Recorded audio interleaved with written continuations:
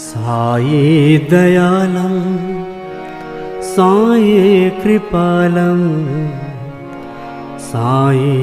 अनंत त्रिगुणस्वरूपं साई दयालं साई कृपालं साई अनंत त्रिगुणस्वरूपं नमो साईनाथं नमो साईनाथं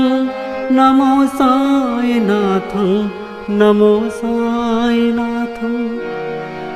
नमो साईनाथं नमो साईनाथं नमो साईनाथं नमो साईनाथं साई दयालं साई कृपालं साई अनंत